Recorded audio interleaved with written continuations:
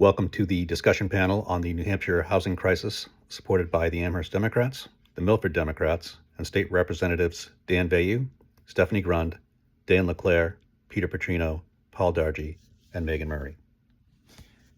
Featuring guest panelists Sarah Wrightsman of New Hampshire Housing, Natch of the Business and Industry Association, Nick Taylor of Housing Action New Hampshire, Jay Minkarah of the Nashua Regional Planning Commission, and Representative Al Howland of the House Housing Committee. So I'm going to really quickly walk you through some data about the housing crisis. I brought you all a present, which is this publication we published last October, Who Can Afford to Live in New Hampshire? This is a publication that we do every year. We're working on this year's right now. The data is, it's last October, so the data is a little bit old, right? But it really does a good job telling the story of the housing crisis and how it's impacting people in New Hampshire. So if you're not familiar with New Hampshire, we are your state's housing finance agency. So we do all of the things that those organizations do.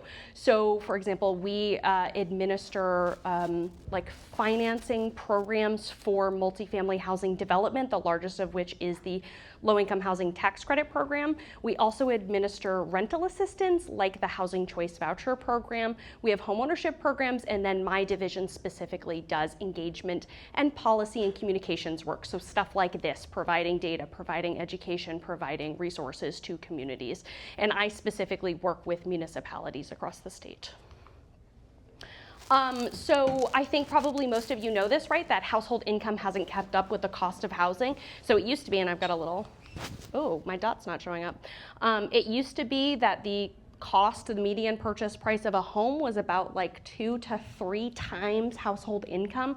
Today it is over 5 times household income. So in order to buy that median purchase price home, which is up over $500,000 right now, it's somewhere $525,000.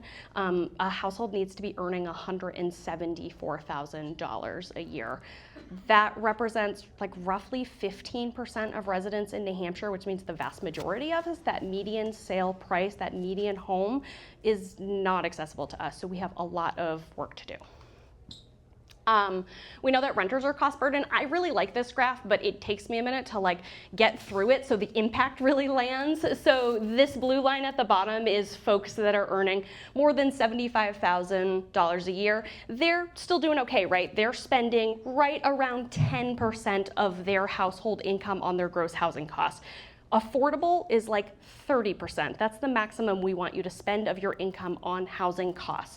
These people at the top, the red line and the green line, are people making less than $20,000 or people making between $20,000 and $34,000. So people under $35,000, they're doing bad. They've always been doing bad. They're spending around 80% of their household income on their housing costs.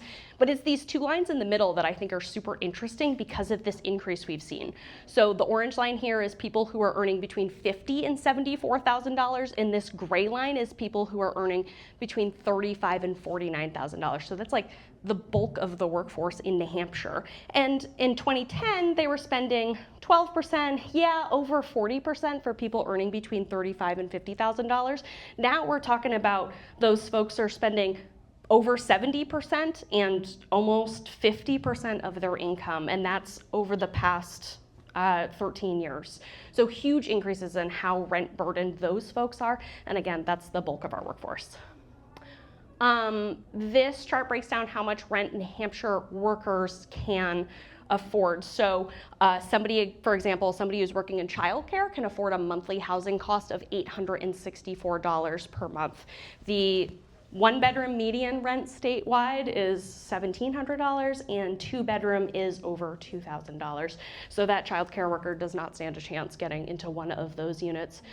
We looked at basically the most high in demand occupations in New Hampshire, especially thinking we're an aging state. Yes, we need childcare workers. We really need nursing assistants, home health and personal care aides, electricians, carpenters, police officers, really like essential workers in our state. And then housing supply remains low. You probably know this. We measure the supply of like houses for sale in New Hampshire are using months of supply. So you'd like to see like 5 to 6 months of supply, meaning that if no new homes went on the market right now, it would take about 5 to 6 months for all of the existing homes that are in the market to sell. Right now we have like 1 month for all homes.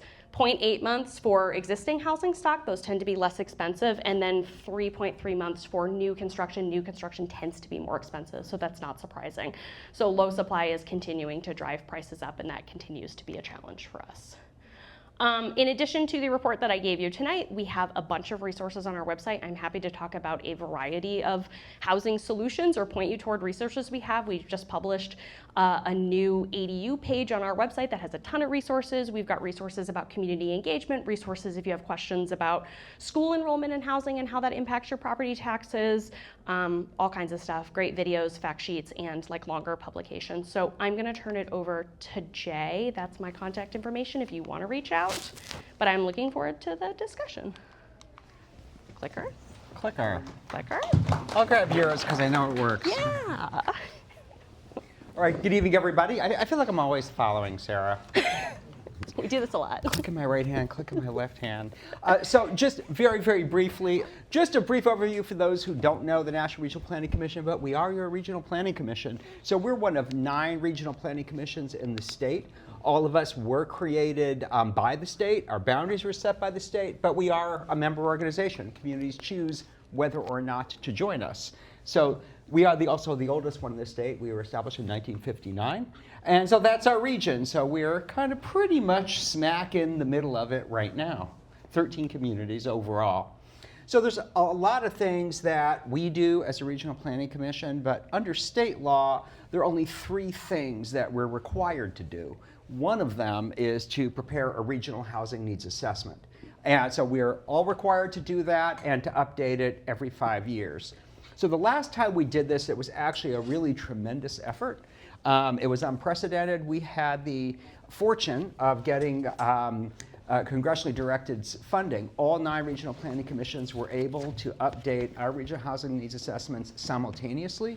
That had never happened before, and we got to do that working in cooperation with New Hampshire Housing and with the State Department of Business and Economic Affairs, CDFA. It was really a tremendous effort.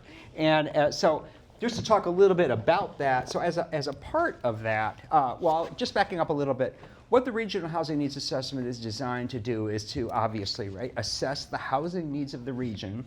It's supposed to look at it prospectively, and the Regional Housing Needs Assessment leads to look at the housing needs of people of all income levels and family types. So that is generally the essence. So as a part of doing this, and I'm going to get to data in a minute, but as a part of doing this, and I think what made this collaboration so powerful, and just kind of throwing out the pitch, I'd love to see us be able to all do this again in 2 years.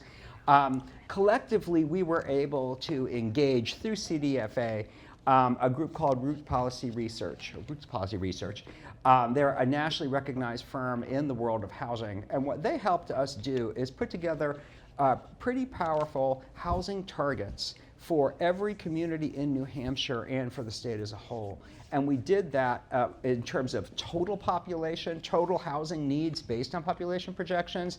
And then we also broke that down for workforce housing needs, both for rental households and for owner-occupied.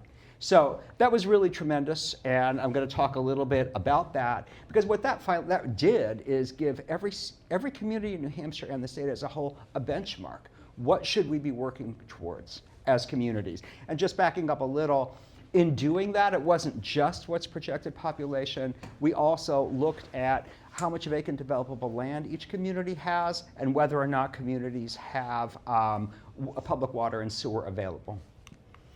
So that's what gave us these targets. And so I don't know how well you can see it, but in our region overall, between 2020 and 2025, we needed an additional 5,100 units. That jumps to over 9,000 by 2030, which is 4 years away. 12,000, ultimately we went out to 2040, where the total was 14,217. So that's additional housing units needed. So how are we doing? I don't know that you can see this, but the bottom line is, by 2025, we were about 1,000 housing units short in this region for meeting our housing targets. We were doing better than we had been previously. We did see housing production pick up, but we're still 1,000 short.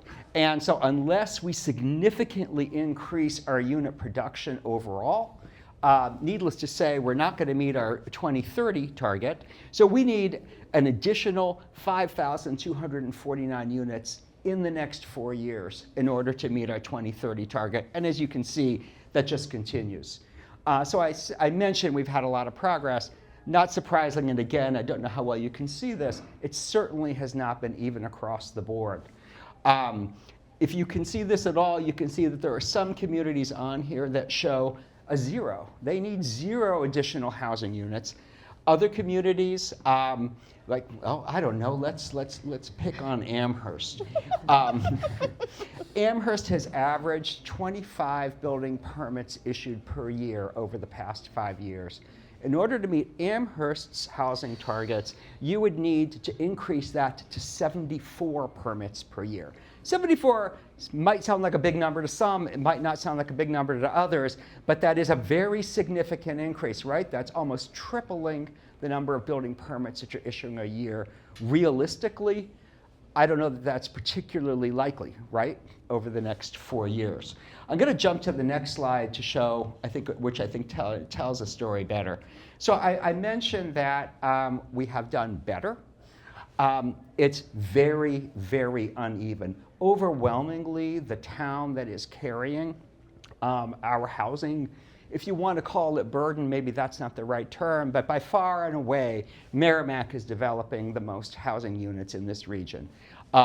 Over 32% of all housing units developed have been in Merrimack. Next is Nashua, but the number of units that are being developed in Merrimack far outshines what you're seeing happening in Nashua. Looking across, a question? Excuse me, when you say those units, are those rental units or are those housing? It's a mixture. I'm going to get to that though. If you see in the next slide, you'll see kind of how that breaks down by housing type. And obviously some communities, not so much at all. And I'll say, I think maybe even kind of going back to my prior slide, it doesn't follow any logical pattern. If you look at Merrimack, you can say Merrimack has public water and sewer in much of the community. It does have highway access, so it's got a lot going for it, and it has the vacant and developable land. But other communities that you see that have met or surpassed their housing production targets are Hollis. Surprisingly, Hollis, right? If I look at Hollis and I look at and I look at Amherst, I can think, well, there are a lot of similarities there. So I don't think necessarily, the cost of construction is cheaper in Hollis than it is in Amherst. So what are the differences? Neither town has public water and sewer, but Hollis, for whatever reason, far and away. Another town is Brookline. Brookline has actually had a very significant amount of housing developed. Once again, and of course, things like desirability, those matter also. People like to get into certain school districts, so all of these things do matter. But there is no pattern for communities that are seeing the most housing development versus those that are not, in terms of things like infrastructure. So the variable, at least in my mind, pretty clearly is local regulation. That's the single biggest variable that we're seeing. So now I'll go back to this. So again, that's just a visual of the breakdown. And this may or may not help, but to the question in the back, overwhelmingly, the largest number of units that we have developed are in buildings of 5 or more units. So that's multifamily housing, generally larger scale developments. Not surprisingly, a lot of what you've been seeing developed in Merrimack, and also some of the projects that you're seeing in Nashua, they tend to be larger scale multifamily developments. So to the question, I wouldn't say that those are all rental units, but most of them would be rental units, I would say by far. If I had shown you this probably 12, 15 years ago, that would have been flipped. Single family, was almost always overwhelmingly what we were building. So that's a really, really significant change in the breakdown from what we're seeing. What we often call missing middle housing, 3 to 4 family and 2 family, just not so much. That's really not accounting for a significant percentage of the developments. Some of the different things we talk about, ADUs really matter. They don't matter percentage-wise. We just are not seeing a significant uptick in development. I think there's probably a lot of reasons for that. One of them is we're not tracking the data. But it's bizarre to me that we have a priority in the state of encouraging ADUs and we don't track them. So to the best that we can determine, we issued 142 units. And that's going through town reports, annual reports, and trying to pull out the building permit data because it's not there. Manufactured housing, we issued 17 units. And most of those were replacements of existing units. We're not seeing any expansion in manufactured housing at all. And I will just say, I do think that's unfortunate because it's not for everyone, but it is an alternative that can be affordable for folks. So that's not something that we're seeing. And I think that's it for me, but I'm happy to answer any questions afterwards.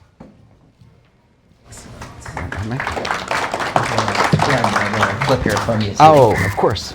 So thanks for having me, everybody. As Dan said, I'm Nick Taylor. I'm the director of Housing Action New Hampshire. We're a statewide pro-homes advocacy organization, so I lobby up on if and Concord on state and federal policy.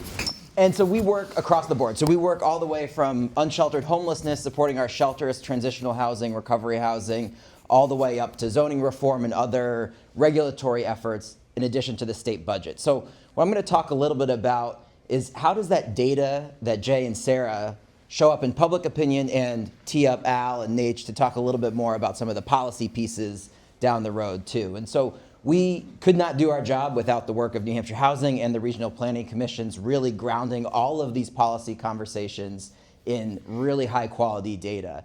I think as all the legislators in the room know, like if you don't have good data, you can't make good policy. And so that is fundamental to this conversation.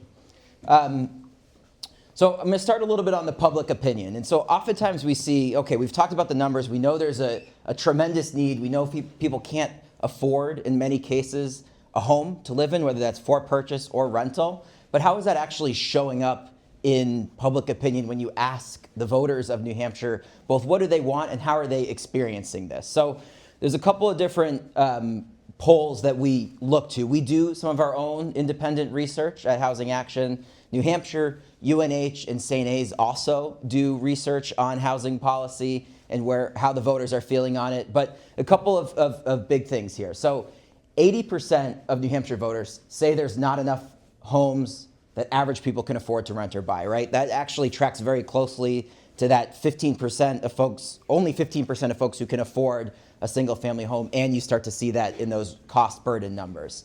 76% of New Hampshire voters say housing costs have had a negative impact on their or their loved ones' lives. And 38% of those voters are struggling to afford other basic needs like grocery or medicine due to the high cost of housing. So they are seeing this show up and how it connects to the rest of their lives. Everything from childcare to healthcare to food is becoming costlier and costlier for folks. When that housing piece comes in, it just adds on to a really, really difficult family budget math. And then 87% of New Hampshire voters agree that the state should take action. And what we've seen is that number really shows up in local, state, and federal. Now, sometimes when you get into some of the specifics, which we'll talk a little bit more about, that doesn't mean that they want to support every single project that comes forward, but it does mean, by and large, there is broad agreement that folks want action at every lever of government that can pull on this, every lever that folks can pull to get this policy solution moving forward. And so St. A's actually tried to get at this question of, okay, well, what about my own neighborhood? You know, it's easy in some ways to say, oh, I support housing, but when it actually comes down to my neighborhood, what does that look like? And so when they asked the broader, my community needs more affordable housing, 78% of folks said, yes, my community needs more affordable housing to be built. 62% said my neighborhood needs more housing to be built. So I think it's really important for folks to keep in mind, especially if you're on a local land use board. I live in Manchester, I'm on the Manchester zoning board, but that the loudest voice in the room is not the majority. right? And so when you're thinking about how do we make some of these policy decisions, it's not necessarily the only person who's standing up and, yelling about something, but it's really thinking about all the folks who can't come to a meeting at night because they're working a second job or they have kids at home that they're putting to bed and they don't have time to come testify to everything. When we ask about some of the specific policy solutions, again, broad agreement, broad support in a whole host of different ideas. So voters support legislation and ideas and zoning ordinance changes to allow more multifamily and commercial zones. So where there is already infrastructure, so we're not sprawling out, where we're already seeing development, whether that's aging strip malls or underutilized office buildings, overwhelmingly folks would love to see housing there. They support allowing manufactured homes as a solution. I think many folks, when we talked to them, didn't fully realize that right now there are communities that outright ban based on construction type already. They think if you can build a single family home, let's build a single family home. Yeah? How do you modular homes if they bring in on a home that's built in a factory and brought in on a So modular is a little bit different than manufactured homes. It has to do with some HUD definitions around the chassis that's underneath the manufactured home. But it kind of gets to that same point of, okay, you could drive past a lot of these different things, especially the modern ones, not know the difference. And so why are we making specific rules about, who can live in what and where can something be built? Allowing detached ADUs, again, big support. People love the intergenerational living. They have existing space, the ability to do something with your property, with your barn, with your detached garage. Also, public funds. We're going to talk about the budget in just a second, but the first few are a lot of regulatory changes, but 75% of voters think that there should be public dollars going to build more affordable housing. And that's an area where we do have some key levers, both at the state and federal level, to be able to incentivize this below market rate housing. We also asked, okay, well, are people just saying yes to whatever to get through the poll? One of the questions was, do more to prevent development. Only 35% of folks said we should be preventing development here in New Hampshire. And so everyone wants smart development. We all love the open spaces. It's really important that we keep those two things working together, and they absolutely can and should be done together. But by and large, folks want solutions of many different sizes and shapes. And so the state budget is such a heavy policy piece, and we'll get into some of the discussions from the last legislative session. I would just quickly add, there was bills that were passed, bipartisan bills that were passed and signed to allow multifamily and commercial zones, to allow detached ADUs by right.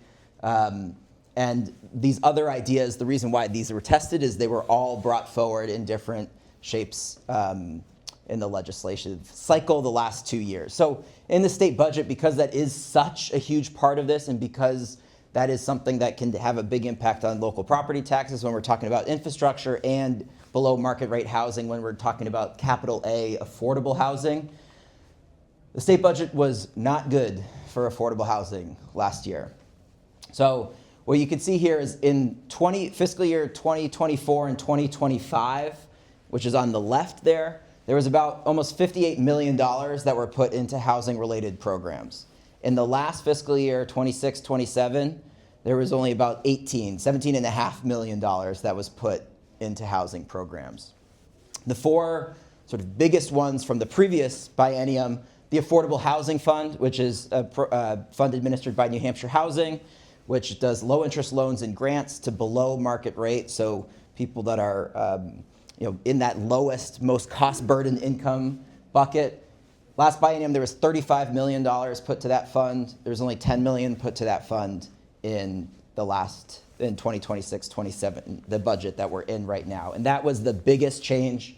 CDFA tax credits stuck around there, a program done by the Community Development Finance Authority. The Housing Champions program, which had $5 million in it in the last biennium, had no new dollars in it in this biennium. That is one where it's an incentive-based program that if communities are taking pro-housing steps, that they can be eligible for infrastructure grants to help relieve some of that water and sewer costs that either come from expansion or upgrades or maintenance of existing infrastructure. And I should also be sure to mention that the regional planning commissions, and I even got a little excited there, I put $500,000. In the previous budget, it was only $100,000 split amongst all 10 regional planning commissions was down to zero and was completely defunded from state dollars in the last budget. So, when we think about how are we working across the whole housing spectrum, from things that are regulatory reforms to things that are financial incentives, we need to pull both levers. Those are the levers that we as policymakers have some control over, regulatory and financing environments. And that's really important that as we think about the future and how do we continue to get our way out of this, that these are the things we're looking at. Excited to talk more about that down the road. We'll get you in this. Alrighty. So I'm Natch from the BIA, the Statewide Chamber of Commerce. We are not a state agency, just to be clear. I get that question a lot for some reason. We represent all of the local chambers at the legislature, plus all of the business community. So most of the major employers are our members. So for the business community, we are kind of late to the party in the sense that we are one of the last to see the effects on the drags on the economy. Wherein, how we're looking at housing is we're looking at it as workforce availability, right? So we start to see that show up when we don't have people taking jobs and we don't have applicants at jobs. So that's why I say we're kind of last to the party here. And we look at it as the current workforce, but we're also looking at the future workforce. And right now, what we're thinking about housing as is really as a life cycle and how that economic life cycle matches up with people's life cycle, right? So people get out of school, they take their first job, whether that's out of college, whether that's out of a trade school, whether that's out of high school, they're looking probably at an apartment.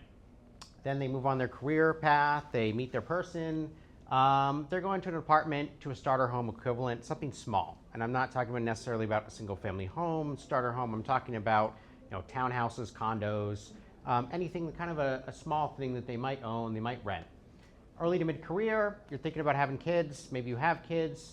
Again, you're looking at starter homes, probably slightly bigger on that scale, or moving to kind of a larger home. Mid-career, you're raising your kids. At that point in time, you really are American dream here. You want a single family home for a lot of people. When you look at the data, you're looking at a medium to large home, 3-bedroom, 4-bedroom, that type of thing, so you have space for your family to grow. Then as you near the end of your career, you're an empty nester, you're considering downsizing, and in retirement, you're probably looking at downsizing because you're looking at reducing costs, right? And that's great for the economy because that frees up more of your money to spend on things, which runs our economy. And when you're looking at downsizing, you're looking at small houses as well. So starter homes, downsizing houses, same thing. My boss loves this slide, so I'm obligated to show this to you, which is New Hampshire has the second oldest population in the nation, and we have the oldest workforce in the nation. That's great, highly skilled, but also that means in 10 years, we need to replace about 28% of our workforce. That's a huge number. And we're already seeing the effects on New Hampshire's economy. During COVID, the world shut down, including us. And one of the things that we saw was a heck of a lot of people who were at retirement age did not come back. So when you look at this chart, what you can see is in the beige bar, basically the shutdown and how our economy changed, what our labor force participation was. And you saw we didn't get back up to 100%. We actually have fewer workers now than we did in 2019. That's problematic because it's really squeezing businesses. So we actually, every single business we've talked to in the last 8 months or so has said the same thing, which is we have some position, some specialty position typically, which we have been trying to hire for at least a year. We cannot find the person to fill that position. And the reason for that they tell us is because we don't have anyone who can drive within the distance of whatever our work site is, who has the necessary qualifications. So we're trying to attract them from out of the area, and when we're trying to attract them, obviously they need some place to live. So if you're someplace like Dartmouth-Hitchcock, you're hiring people from LNAs straight out of school to specialists who have been out and are top of their career. Obviously, Dartmouth-Hitchcock is a premier medical institution throughout the United States. People like to come work here. And when you hire that specialist from Kentucky, they have the same response as that LNA, which is, where am I going to find some place to live? Dartmouth actually has 2 full-time people on staff to find housing for new employees and employees who rent, who are trying to move into permanent housing, or housing they own. And that's kind of a weird thing for a business to do, is to have people on staff whose job it is to find housing. Traditionally, that's what realtors are for. You do that on your own. You don't do that as a business. And they're still having trouble finding the housing. And as we look at the data, we say, okay, and I know you can't read this, is there a mismatch between what people spend money on and what we have and don't have in New Hampshire?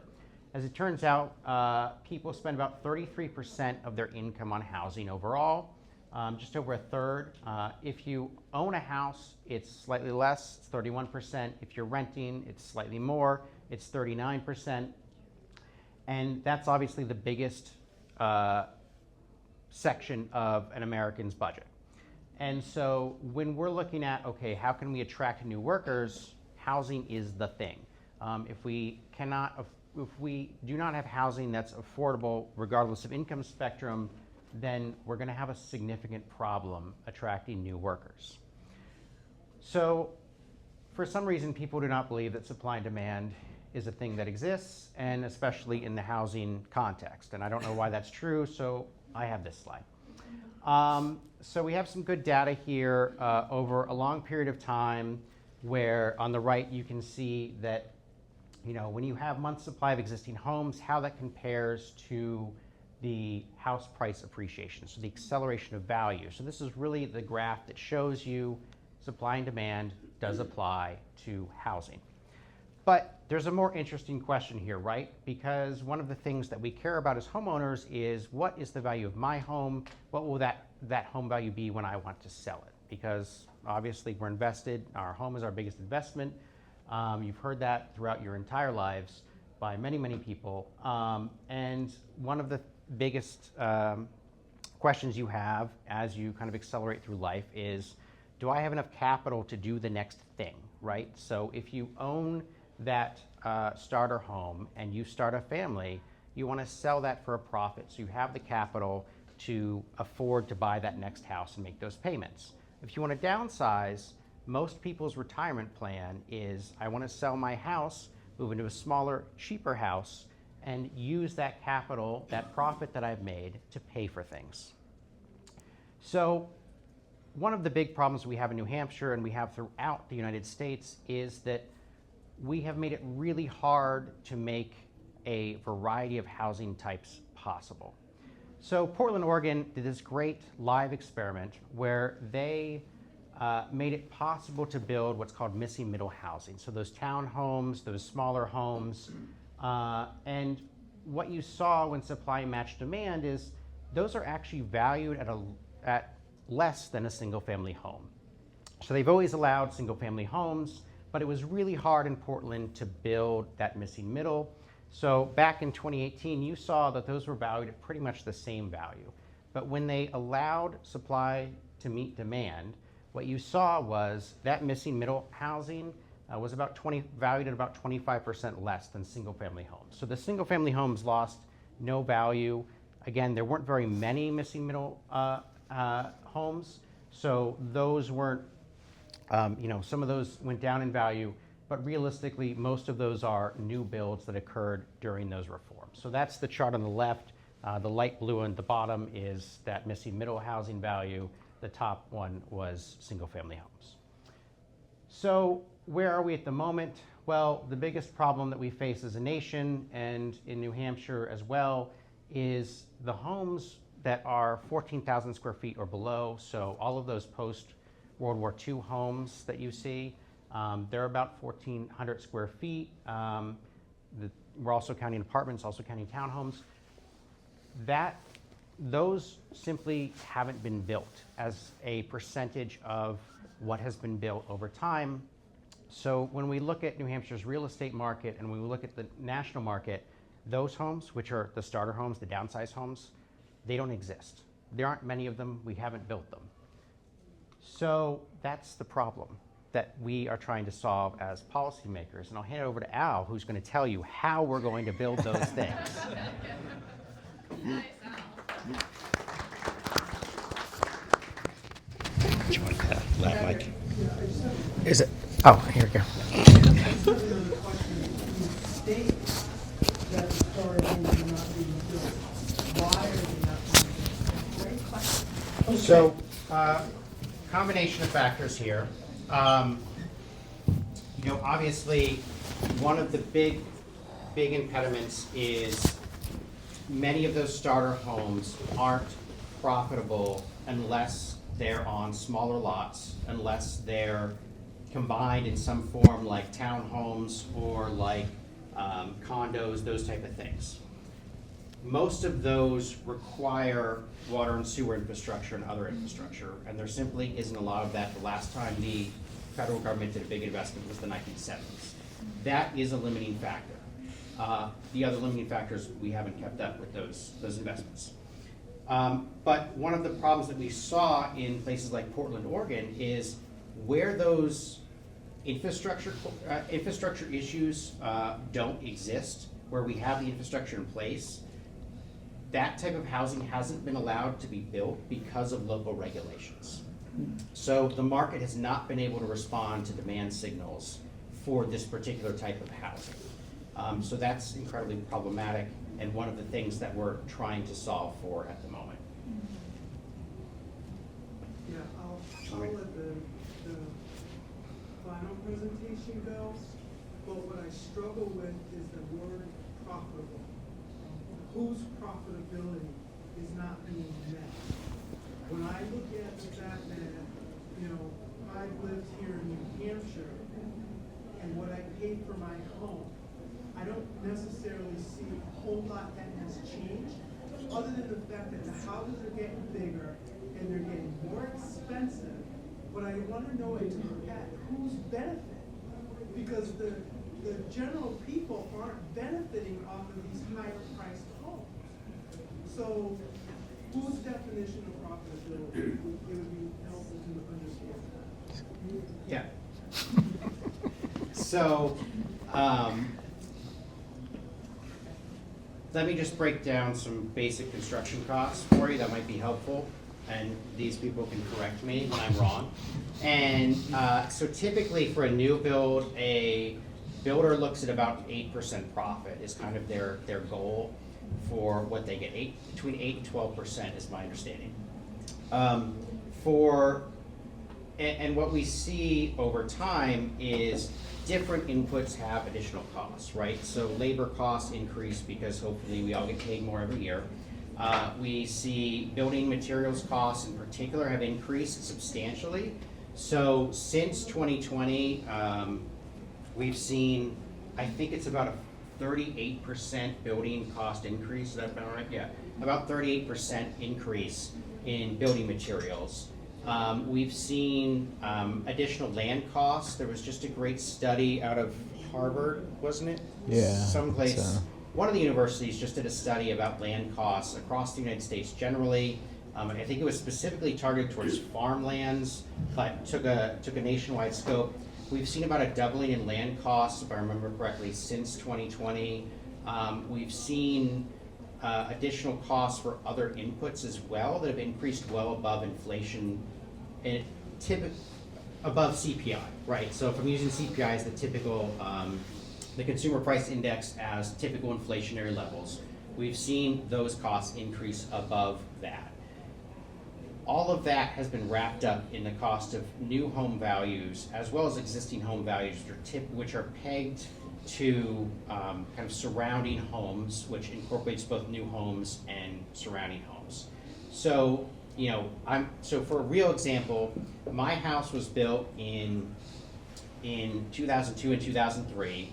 I bought it in 2019 for what was then the average home value price for my area of New Hampshire, which was just over $250,000.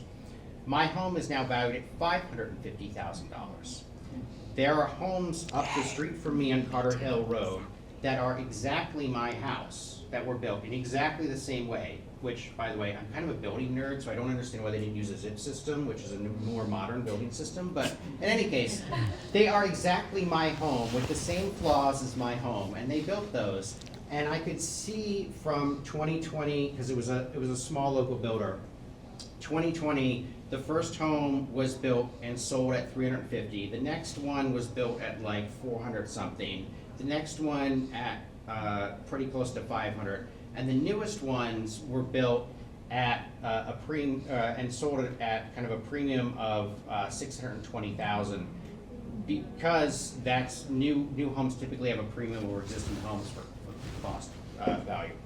And it doesn't really track when you're thinking CPI, because that is different, but that's what demand pressure is putting on homes in New Hampshire, and we're seeing that type of increase. Is that helpful? Okay. Wow, no pressure. So I'm Al Howland. I'm supposed to fix all these problems, I guess.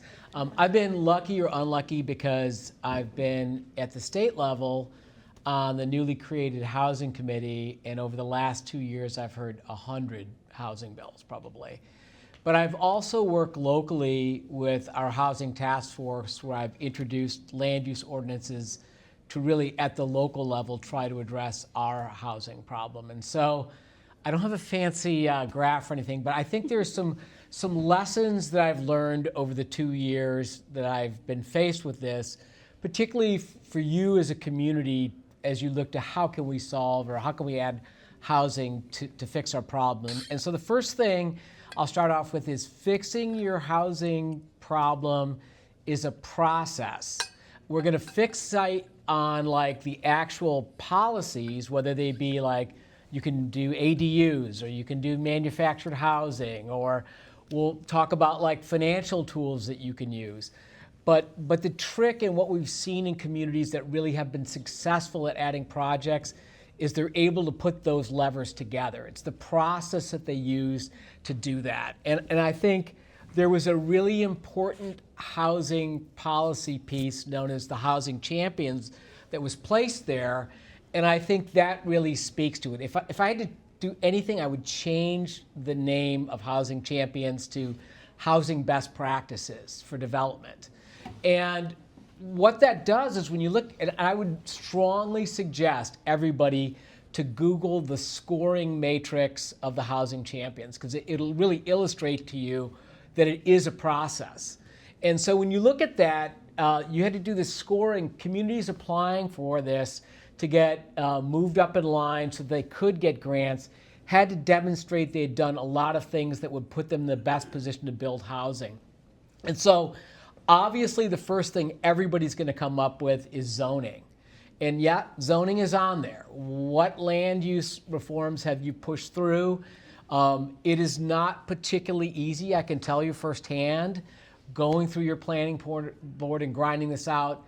And so that is a big chunk of what to do. But that alone is not enough. The next thing I would throw out there, of course, was infrastructure. Do you have sewer and water? We keep talking about density, affordable, smaller things, but you need sewer and water to do it. So that means, like, what is your town doing? What does your capital improvement plan look like in your town? Also, your planning board, these poor souls that have signed up for this, and in my community, they are booked for the next next year, 2 times a month, grinding away, trying to get these ordinances through. And then what else should I throw out there? I had land use, water, training, and then financial incentives. You can't just wait for the state to come and save you. What is your municipality actually enacting? What tools are you using to try to make this a reality? So that's the first lesson.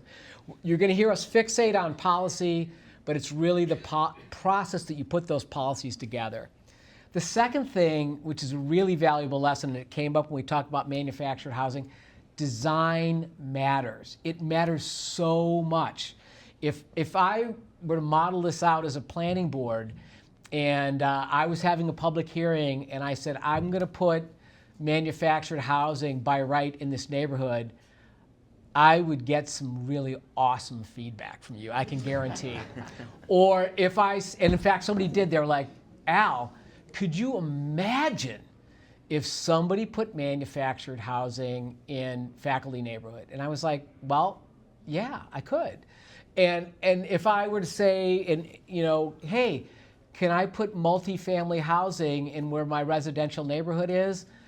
I've had a really cool experience where they actually share the time and they have a PowerPoint that's even better than this, where they come and say, no, we don't want that. So design is a significant obstacle to getting the kinds of housing that you really need. And so I think you have to put a lot of effort into helping people visualize what these are, especially densities, because they're afraid of them. And if you don't do that, you will never be successful.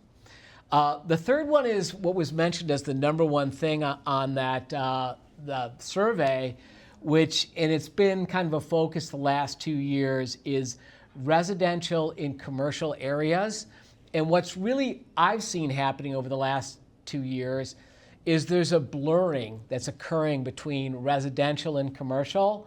Of course, everybody thinks of it's not a novel concept. If you look at most New England downtowns, they are mixed use. They had commercial on the first floor and apartments on the second floor. But I think what we've seen as the commercial has changed, can that really fit in what was a regular neighborhood? And we've seen, daycare, there was a bill coming in. Daycare should probably be in your neighborhood. The other one is learning pods came up. What if you have a smaller cooperative with kids that are doing homeschooling? Could they have a school there? Could there be a private school? And so my suggestion to you is what is the real grind of your planning board is to go back and look at what do you allow in certain zones, which is your table of uses, and how big are the lots. It's a grind to do it, but right now I would strongly suggest that you do it because what we're really asking is what should fit where, and that's kind of changing. And then the last one that I threw out there is, I think, a really interesting idea that came up, which is called funded inclusionary zoning. And what your regional planning and everybody's going to talk about is they want you to go out and to identify these are areas that we think could be developed. We have land there and we've spent a lot of time saying, hey, go look for land. What does underutilized land look like in your community? And what are buildings that are underutilized that look like? And so those are the prime locations where you can add new housing in your community. And so when you do that housing needs assessment, and when we did that actually with a housing opportunity grant, you're going to look around your community and say, hey, we have these tracts of land that we think really show high potential for development. And so what funded inclusionary zoning means is you're going to put tools in there to make that a reality. So that is, you're going to use your land use regulations. What can I put duplexes in there? Can I put multi-unit in there? What fits in there that really meets what we're looking for? And I hate to give you bad news, but the density, which is essentially free, is not going to be enough to get you the kind of housing you need, particularly housing that's below market. So when you look at, some of the lower incomes of our workforce that we threw up there, when we talk about people that are on fixed incomes, where are they going to live? And so in order to do that, there's going to need to be some incentive to smooth the curve of it. Locally, and there's a bill that I just produced to the Senate, which actually does this exact thing, is 79E, where you as a community can say, that piece of property is worth $500,000. If we freeze that for 5 years and a developer comes in and he's willing to put a couple of $1 million in there to build the kind of housing that we want, we'll get the housing that we want, and at the end of 5 years, that land goes up to its new assessed value, which helps our tax base. And so those are ideas that your community can do right now. And so in Concord, I came to my planning board and my town council. This year we had 64 bills that came before us. 16 of them made it through. And so I had to go to my community and say, what do I think this is going to do for you? And honestly, there was really not that much I could say. I said, stay the course. And I came back to exactly what the first thing I said to you is, this is a process. You need to identify what land, what are the places that you can build, and what tools can you use to put together to actually get there. So I think it's, you know, even though I'm in Concord, our task really is to enable you with the tools that help you guys solve your own problems. And the reason I say that at the state level, what my housing situation looks like in Durham or the Seacoast is very different from what it looks like here. And so if we're able to give you tools that empower you to solve the problem, I think that's the way that we're going to solve the housing crisis. So I hope that was helpful. Agreed. Can I add to that? Sure. I totally agree with Al's final message there.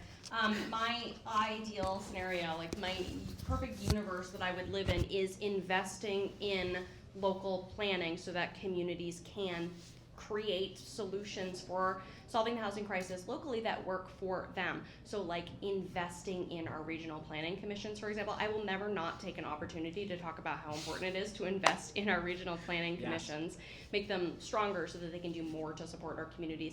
Planning capacity in New Hampshire is incredibly limited. Like there are towns, yes, like Nashua, Manchester, our cities, our larger communities that have at least a full-time planner. There are a lot of communities in New Hampshire that have no professional planning staff locally. The planning board is really on their own. They've got a circuit rider from their RPC maybe who's there, you know, a bit a month, however many hours circuit riders do in their communities.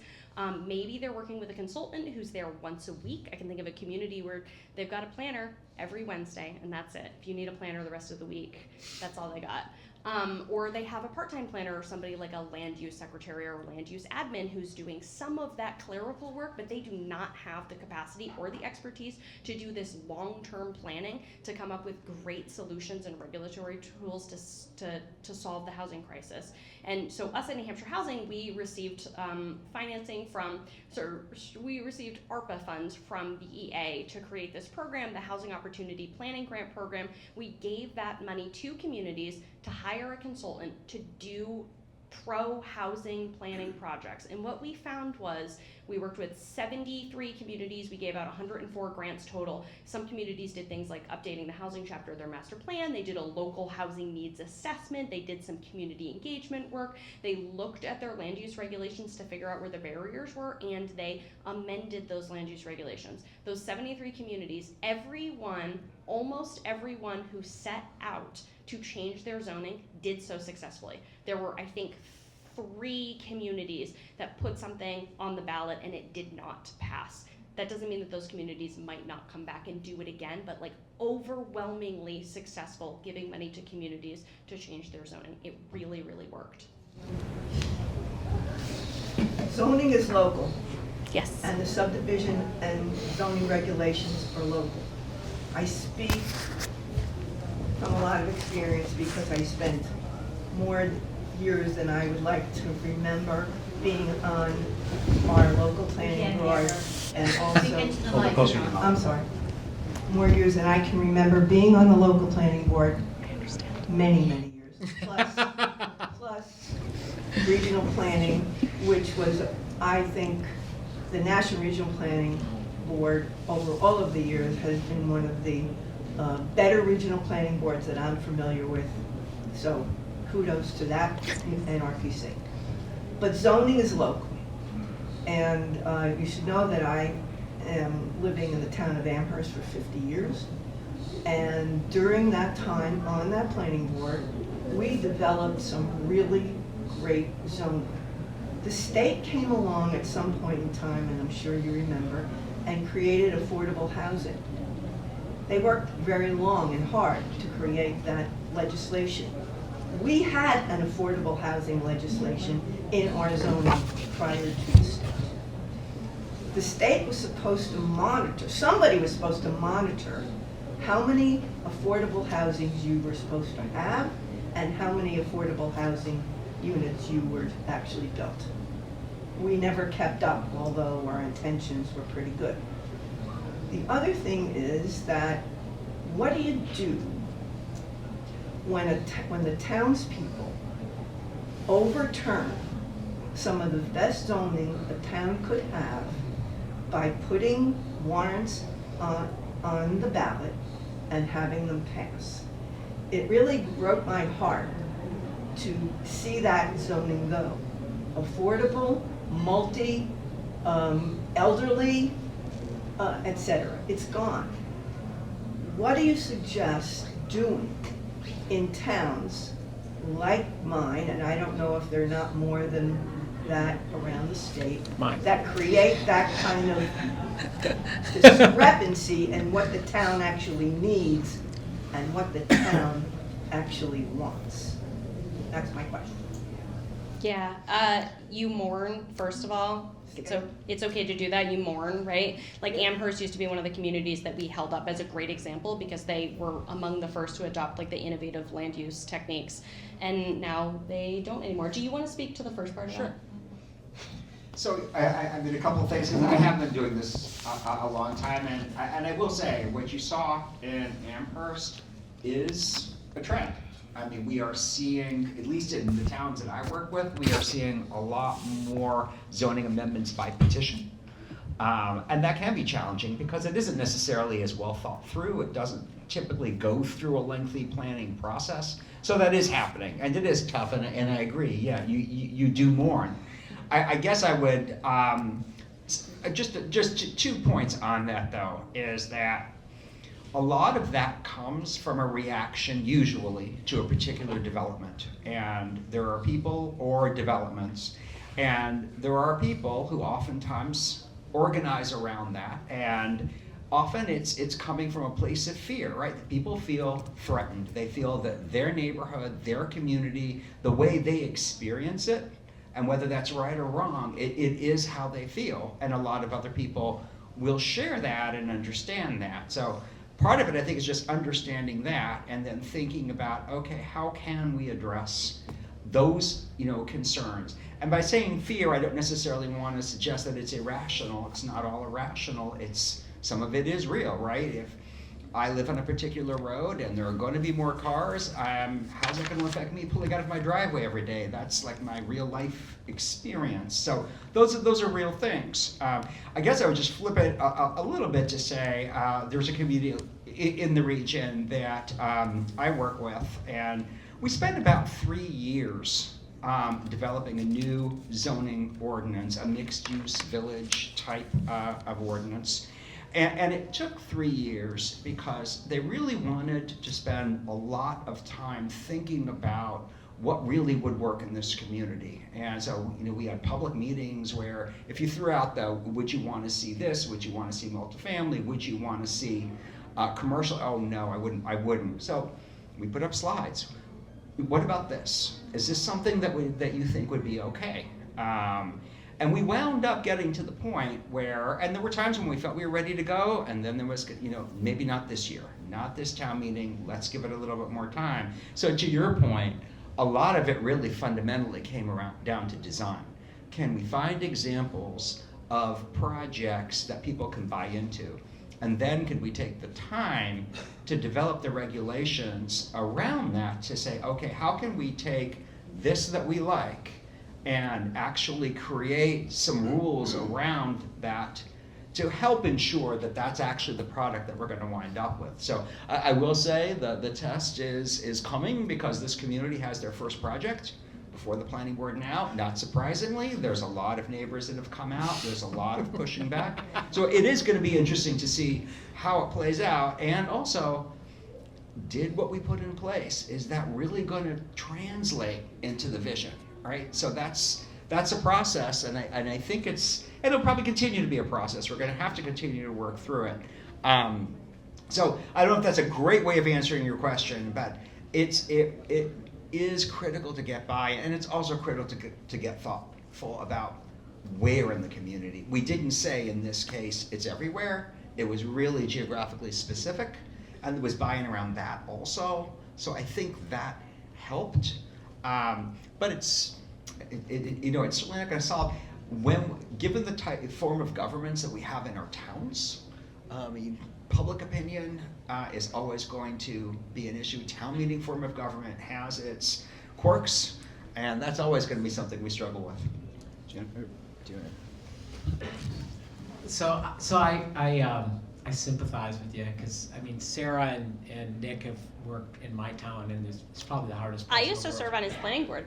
And I have taken significant pummeling at public hearings many times, and it's been 10 years of pushing through housing ordinances. So it is a real grind, and I have gone through all of those stages of grief, anger and all that. But I think what we have really found, and that's why I did say design matters, where we've never been able to get stuff done, we have with the housing opportunity grants. We've passed multiple ordinances. We've done an attainable housing overlay as well. What really made the difference to us is going out into our community and getting beyond the people who were screaming at us at the planning board. And we went around to every single one of our committees and commissions and went through to them and asked them exactly what they wanted. And when we came back, it wasn't us just saying, okay, here's what we're going to do. We're going to allow this here and that. It was what the community had seen and they had told us, and we had come up with designs to make it less scary. And so I guess what I would say is, I know it can be really discouraging, but don't give up. You just got to everybody here, you really do need to keep continuing working and do a broader outreach.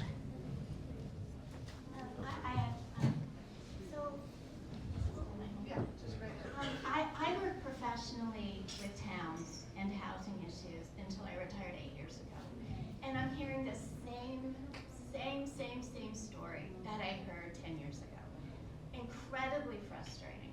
I can't tell you how angry this made me, honestly. And I'm not, what I hear from the state is that they want to push stuff down more to locals. And what you're telling me is that local governments are not capable of handling this issue. I did get one of your grants. I didn't personally, but I was involved with the grant that you mentioned, Sarah.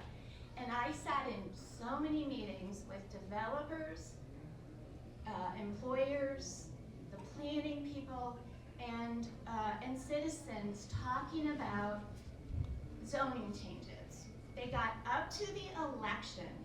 They did everything right. They went out and they did engagement, they had meetings with citizens, they explained it, they thought they had a great story to tell, and a couple of people threw a rock in it, and the whole thing blew up. Now, I think this town has figured it out and has zoning changes. We're talking about a state crisis here, and I don't sense the urgency, and I don't sense the fact that somebody's got to come up with some new ideas. We've been talking about zoning changes for how many years? And the zoning regulations that are in most of the towns in New Hampshire probably should be at least reviewed, evaluated, and changed. And it maybe shouldn't be up to average citizens to understand what are the implications of the zoning regulations. The demographics I heard about, I knew that we were one of the top Asian states 15 years ago. I was doing presentations about that and the impact on the workforce. And now we're losing so many young people. And the university system keeps getting cuts, and nobody's yelling about that. I haven't heard one word about how are we gonna do this? This isn't a solitary issue. This is an economic issue for the entire state. And when you talk about individual towns, I'm sorry, I don't have the confidence that planning boards have the expertise to figure this out nor sell this to the citizens. So I'm just saying, maybe we need to come up with some new ideas. I really appreciate the points that you're raising, and I think this is something that we have seen more at the state and federal level with some various policy pieces, and I'll hit on a couple of them because I think you're hitting on that this key idea, and what the data is showing is like this is a crisis level. It is a statewide problem. There will always be local elements to this, 100%. We're never going to be in a situation where the municipality is not the one making the final approval with the final building permit. But there is this question of what role does the state and federal government play for setting guardrails and having some incentives. And I think what we've seen in the legislature is, the Housing Champions program was designed to be an incentive. It was designed to be, if you're taking pro-housing steps, we're gonna reward you with resources. Now, unfortunately, in the budget, as we saw, it was defunded. But there's also conversations at the federal level with the 21st Century Road to Housing Act, where they're using some of the federal funding to say, if you're not delivering results, if you're not actually building more housing, we are going to start to pull some of that funding away and put it towards communities that are taking other steps. We also saw this with some of the regulatory reforms that passed on a bipartisan basis in 2025, like the allowing multifamily and commercial zones. And the idea is what is the right balance between the state and the municipalities in terms of implementation? In that instance, it was saying you have to allow it, but the municipality sets the density, the height, the setbacks. Same thing with ADUs. To some extent, you had to allow detached ADUs, but the municipality set the height, the setbacks, and some of the approval process, right? Other than it having to be by right. And so I think these conversations are absolutely happening because people are so frustrated. And that's what we see when it's not just the folks who may show up to the planning board meeting, but when we actually look at the public opinion research, and why I think it's really helpful to look at that, is that folks aren't really, in their day-to-day lives, are not getting mixed up in the process of who's making the decision. They're just really ticked off that they can't afford a place to live, where they downsize and where their kids can come back, and they're fed up. And so we have to have a system that is delivering on that need, and in my opinion at least, not so stuck on the process is really important. I do not want to have the takeaway be like, don't do the local engagement, because it is important, but like we can't get so stuck in process that we don't solve the problem and miss the specific solutions. I guess I will follow up on that somehow. Yeah, and I think one of the things that we saw last year was really for the first time, I think there were over 100 bills filed on housing, most pro-housing. And I think we saw really for the first time the legislature engage in a way that said, look, this is bigger than just a local problem. And the local voice matters, but we need to set policy as a state for what we want to do. And we've had some changes in the past that were big changes, like we allowed ADUs for the first time statewide in 2017. Last year, now we changed that, and we said not only attached but detached, oh, and by the way, multifamily in commercial zones and a bunch of other stuff.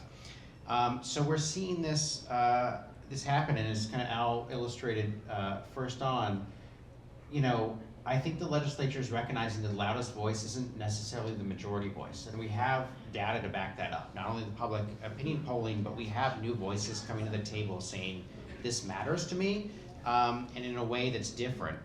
And I think one of the things that's really challenging here is that, all of us at this table and the folks talking about this, we want to do this in the right way, so we end up in the right place and answer the need what we actually need. We don't want to repeat mistakes of the past, and we want to make sure that we're balancing the different needs of the different constituencies to get us in that good place. So, one of the things that I like to point to in New Hampshire, because you were all probably familiar with it, is the city of Portsmouth. So I have been visiting Portsmouth for 15 years. I go there a couple times a year. And over that course of time, I've seen personally how, the church in the middle of the city and the Athenaeum was like that block that was like 4 or 5 stories, and that was it. Like you walked out a block or two and there were 1-story buildings. Portsmouth has, over that 15-year period, done a huge amount of development. And I bring people there now who have never been to Portsmouth, and they don't know the difference between the building from 1850 and the building from 2023. And that's really the kind of the cool thing that we're trying to point to. And I know in Amherst, there's a lot of stuff you want to preserve. I mean, first of all, there is a difference between Amherst and Hollis, which is you have a better plant sale on Mother's Day than Hollis.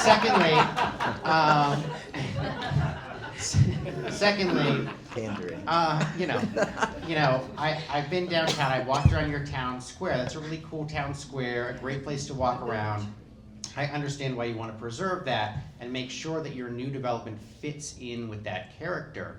And the thing that I think the legislature's interested in doing, but is incredibly challenging, is figuring out how to pull the right levers to make sure that we both get the housing that we need in order to make our economy continue to work, but also allow you to build in a way that preserves that, much as Portsmouth downtown has evolved to be the way it is today.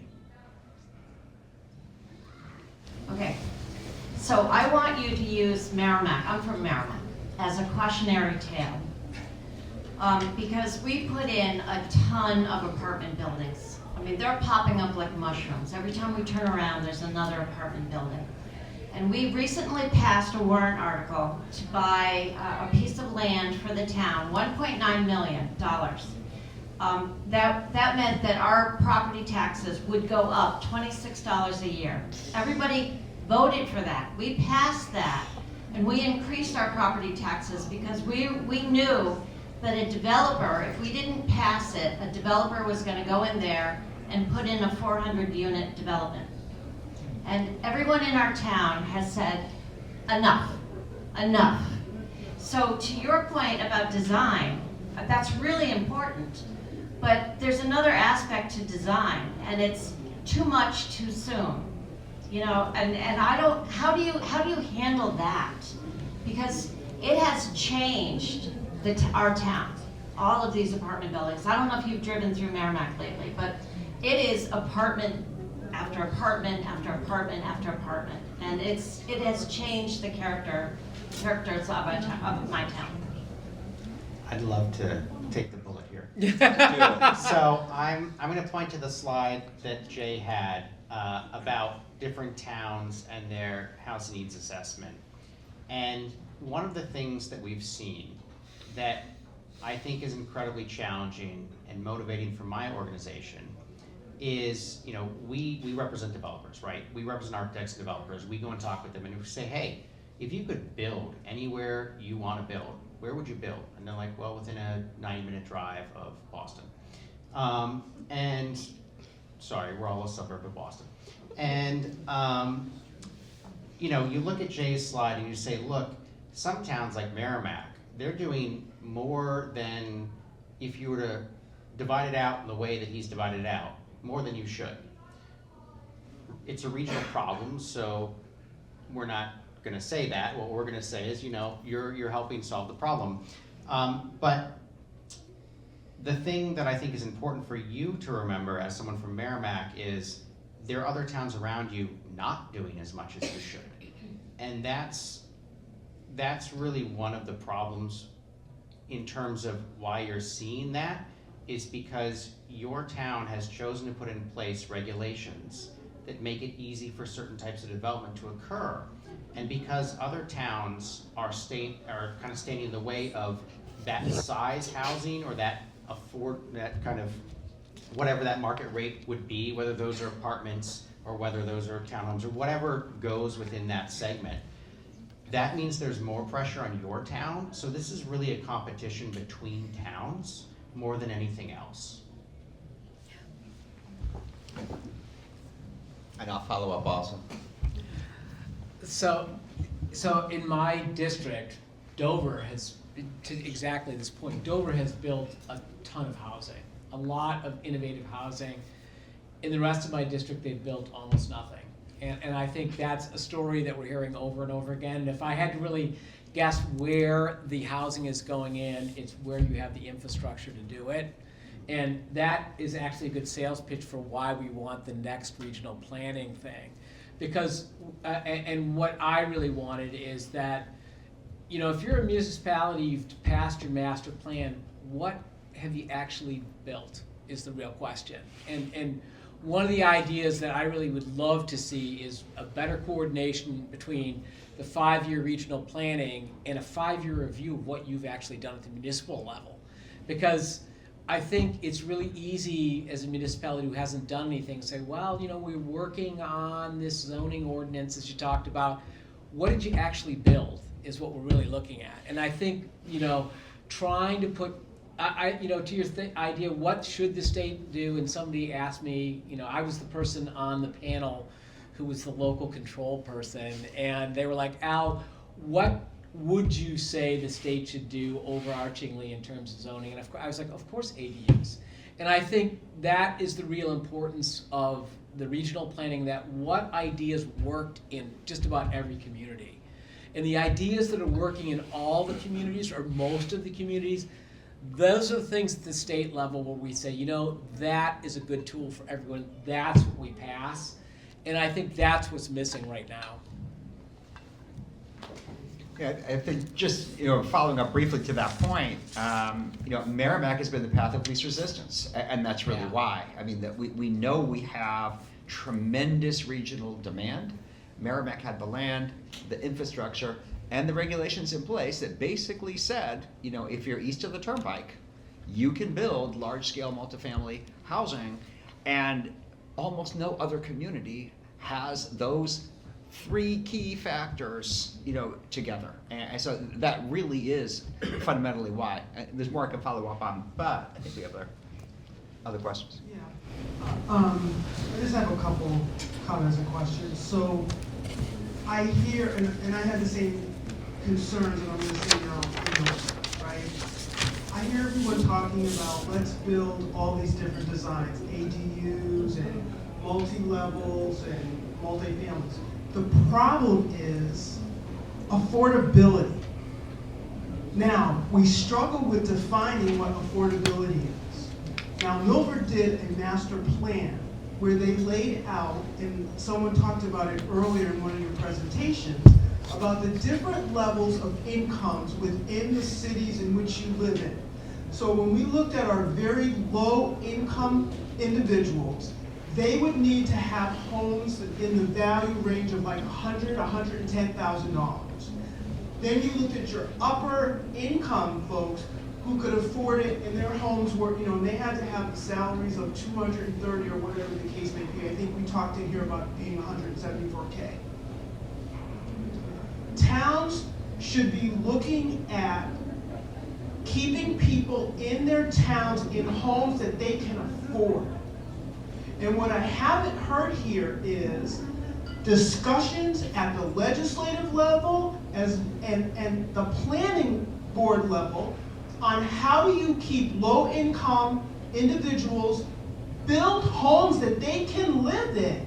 When we talk about these ADUs and these 1,400, 1,600 square feet homes, you're not talking about enabling people the ability to afford to live there. So are we having discussions around incentives of helping people pay for rent, or helping people who can, you know, afford to step into a home where they can have the ability to pay on a month-to-month basis? A lot of this talk around designs and zoning and all that never takes into account, are we building enough homes to support the 69 families in Milford who can only afford $100K, or as well as the number of houses that we can put $400,000, $500,000, $600,000 homes in that people can afford. We are trying to, the urgency is that we have people who are living, parents are living with grandparents, kids are living with parents because they can't afford homes or rent. 50% of their income is going towards putting rent. I mean, going towards their rent. They don't have money to eat, they don't have electricity. That's the discussions we should be having. And I went to my planning board, where's the developers? You're talking about the developers. How about going to small business owners, carpenters, and taking the structures that we already have in place and incentivizing them to build those houses up. We don't have to have them put platinum on there. Put some wood up there. They'd be happy to have that. and offer that as ways for people to get into homes or to stay in town, or incentivize young people not to leave the state. It is the fact, doesn't matter what you build, where you build it, it's the fact that people cannot afford to pay rent or buy these homes. You're wasting time and energy sitting around the room talking about how we're going to build ADUs, are we going to build these cottage communities? It should be, how do we get the people that we have here into these homes, businesses? We have Hitchner, who we have more people working in Hitchner, they don't even live in the community. They can't get workers here into Milford because there's no place for them. I think that's where the conversation should be, and not on the front. So let me just kick off, and I'm not the best qualified person to speak on that, so that's why I'll kick off. So overall, we have a housing affordability problem in general, and we have a housing supply problem. And a lot of that can be addressed through the market, which is kind of why we're talking about supply. But when we start to talk about households that are 60% of the median income, 40% of the median income and less, the reality is, and correct me if my math is off here, but if we're talking $300, $350 a square foot to build new housing, there is no way that we are going to be able to develop housing for lower income households without some level of subsidy, whether that's through tax credit programs, that's through direct assistance, that is through housing vouchers, or it's layering all of those together. But that is the fundamental reality. There have to be levels of subsidy in order to make that housing happen. And pretty much across the board, those levels of funding support have been decreasing. So, but I'll pass it off to smarter people than I. That's where I'm going to hand it to Nick. But yes, I will add to what Jay said, which is that the numbers I got from developers was 340 to 380 in this area. Yeah. And I so appreciate the point you're bringing up, and that's why we wanted to make sure we talked about the state budget programs there too. And New Hampshire has a 2-year state budget process, so a lot of what has been discussed over the last couple of months has been not in a budget year, but 2027 is a budget year. And the budget year is where there's the opportunity for the subsidies that Jay was talking about. And so in New Hampshire, we have the Affordable Housing Fund, which can only be used, low interest loans and grants, for deeply affordable housing development. And so it's only going towards housing units that are hitting that, $20,000, $30,000 per year category. And even, it can get up to the workforce housing levels, which get a little bit higher, but it can only be used for that, and it is essential. There is almost no affordable housing development that gets built in New Hampshire that doesn't use one of these programs. The CDFA tax credit program, this Community Development Finance Authority tax credit program, is specifically designed for rehabs. And so the idea of taking these aging structures, whether it's a mill building or a church or a school or some other thing that is dilapidated in a downtown area, putting tax credits in it to make sure that that is affordable housing and can be redeveloped. We do have some state rental assistance programs as well through HHS. And so you are going to be here, we would hope that folks tune in, pay attention to the state budget process next year, because that's where you have this real opportunity to hit that level of the market. And the reality is, most people never live in an income qualified home, but that is the hardest to build and needs just as much attention, if not more, because of the political lift oftentimes than some of the other pieces. And so that's got to come forward. Also at the federal level, New Hampshire gets about $350 million or so in HUD programs. And so we got to be continuing to track and watch all of those programs as the federal budget process moves forward. A lot of that flows through New Hampshire Housing into these other programs, because you're exactly right. You're not going to get that built without some sort of financial tool, and we've got them. They work. We just have to invest in them. Yeah, thank you. So I've been looking at a lot of data recently around Hillsborough County in and of itself is, I think to many people's points here, is 425,000 residents large.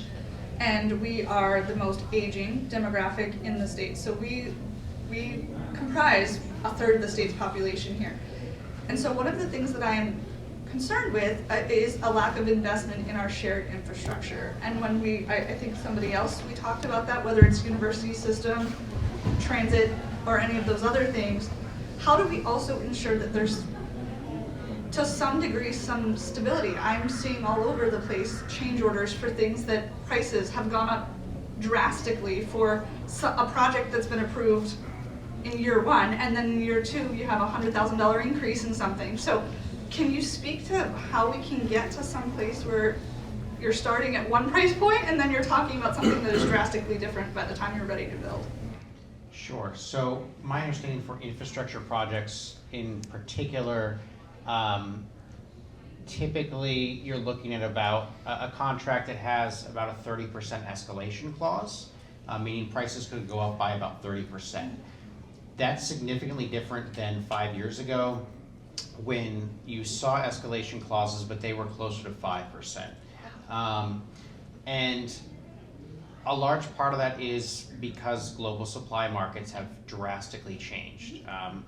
If we're talking asphalt, you need oil to make asphalt. And it turns out when you have disruptions to the oil market that may or may not be occurring right now, that is going to impact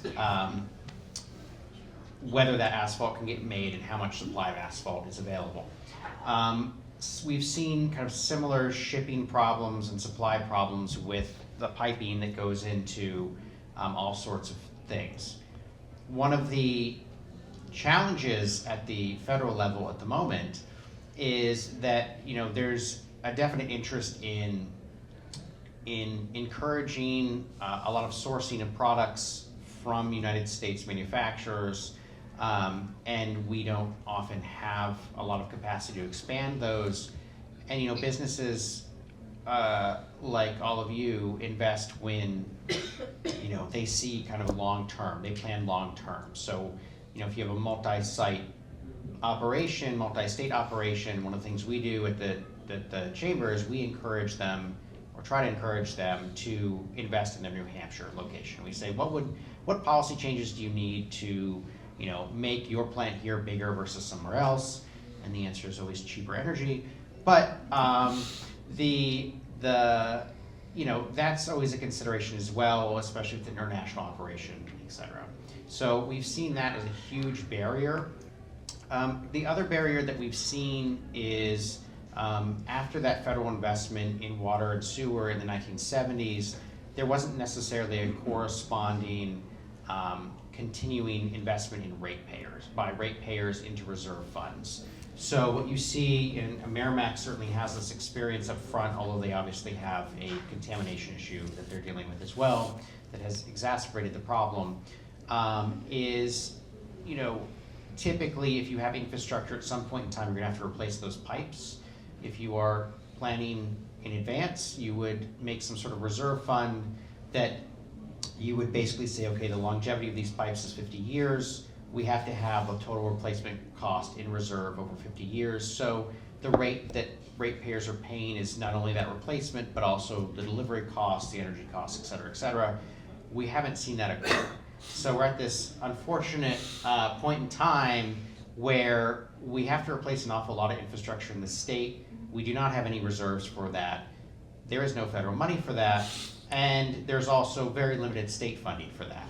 So we are living out the results of policy choices made 50 years ago. And that's where we are.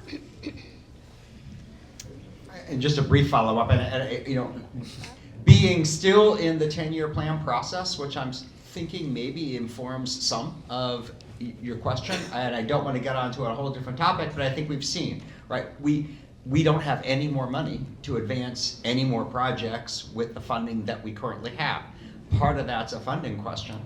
But the other reality is that we have no statewide plan. Overall, there is no statewide plan at all in New Hampshire. There is no way of really looking. if we are 30% of the population of the state in Hillsborough County, how does that align with the investments? Where is the growth happening in the state? Where do we need to be making investments in infrastructure of all types, including roads? There is just no process that guides that at this point whatsoever. I think there needs to be. So that actually, when I went through my list of stuff that I did, it really spoke to that. It felt completely random. It just feels like we're throwing things at a wall, and that's why it bothers me. We keep saying it is a crisis. Don't get me wrong, but you can't fix a crisis by just randomly throwing ideas out there. I think you need to be more systematic about it, and that's kind of what we've seen. There's a significant amount, and it's not for a shortage of legislation coming. I can tell you, trying to do 64 bills in a little over 2 months is insane. It's not a feasible way to solve a problem. I think, coming back to like the affordability question that came there, in my community area in Stratford County, so, a couple making $140,000 can afford a $431,000 house. Those don't exist, even if they're tiny. So I think we're going to have to embrace different building strategies rather than the traditional stick build, which means either the modular or the manufactured housing have to be an option to try to bring affordability to many people. I wonder,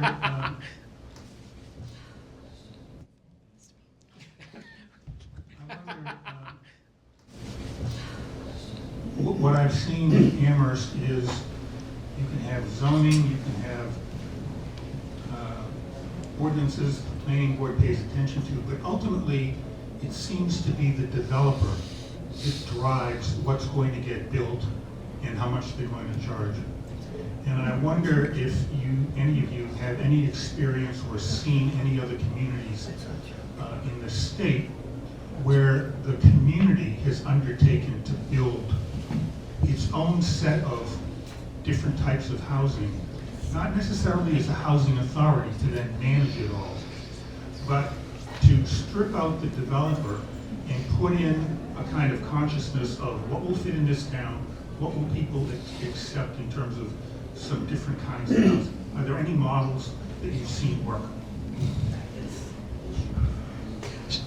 So I guess I would say yes. So first of all, yes, you do have communities that have housing authorities, and that is in fact what they do. Generally, where I've seen that model work is when it is publicly owned land. So when a municipality, Nashua has done this, you have land, you want to make it available for development, you put out a request for proposals and you put in. These are the things that we need to see. We want a 20% affordability component. We want certain design considerations. We want some public open space. So if you control the real estate, then you've got the opportunity to do that. If you don't, that's really where we're coming back to. We really need to have good and creative regulations. So just as a quick follow-up, in Amherst, we've over time made investments in conserving land. And if that's in our psyche, well, if you conserve it, you won't develop it. But it sounds like what you're raising is the notion that there can be the acquisition of two kinds of land. One where you build housing of different sorts, and the other where it's more appropriate to conserve that because it's tied to watershed or whatever. Am I hearing that correctly? That's absolutely a possibility, yes. Mary. I have to disagree with Mike Killian. The developer does not control necessarily what gets built. And if you drive around our town, we had a unique zoning ordinance way back called Planned Residential Development. We put it in place and we got a lot of planned residential development, whether they were single units on smaller parcels of land. That's the criteria. Yeah. Lots of open space because we value that. But the developer will develop what is allowed under the zoning ordinance. And that's what we had until it was overturned. I have a question for somebody in the state. Does this state have something like Massachusetts has where, and I'm not sure it's called Section 8, but I worked for 40B. Huh? 40B. Where if a developer say is building 25 units, 2 or 4 of them have to be a certain price range, not at the market of the rest of the site. Is that It's a little bit different. Massachusetts does have a separate statute that's called the 40B statute, where if you're not building up to your workforce housing levels, and a developer brings a workforce or affordable housing project forward, they can move forward. They have to be able to move forward. But you're talking about like an inclusionary zoning Exactly. ordinance. This was a condo development, expensive at that time, which was a while ago, in the neighborhood of 4 or 5 some odd $100,000. And there were 4 units on that property taken out of the total number of units that had to be at under market rate. And those were sold as under market rate. That was a criteria for getting approval of that site. Yeah, New Hampshire expressly prohibits inclusionary zoning requirements that are not incentive based, and there is one of the things that Al had talked about was a funded inclusionary zoning model, which has been shown to work. The unfunded inclusionary zoning models are really tricky, because if the math is off, you won't see anything get built, because it's, you can't hit those targets and then the project is not possible. And so the funded version is in my opinion, the way to go forward on that. And that is something that is actively under some discussion in the legislature. But I was going to agree with you. I was also going to push back a little bit on the sort of driving the bus piece of who is moving some things forward. I think there's a really important, one of the reasons why we care so much about implementation of things that have passed in previous legislative sessions and locally is that there's a way to do it that works and there's a way to do it that doesn't work. And so we have a tendency in this line of work as working on state and federal policy that we celebrate when the bill gets signed and then we move on to something else. Mm-hmm. But the reality is that is just the start. The goal to do it is to actually get the homes built and do it the right way. And so you've seen towns that have used the 79E program and some of these other ordinances and tools that get exactly what they want. And then you've seen other instances where they don't either put the proper guardrails in place or don't make the math work, and then you never get it. I mean, we've had some kudos to Portsmouth. Portsmouth also had a little bit of an issue with one of their ordinances, and that their affordability incentive was actually a disincentive. When they actually ran the numbers and rechecked what they had promised, you were actually getting less housing because of the way they wrote it as opposed to more. And so to their credit, they did the independent analysis, they went back and they fixed it.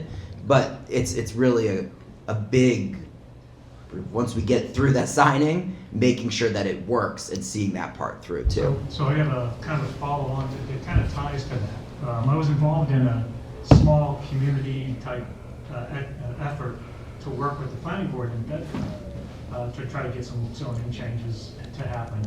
And one of the things I remembered was there are some guidelines coming from the state that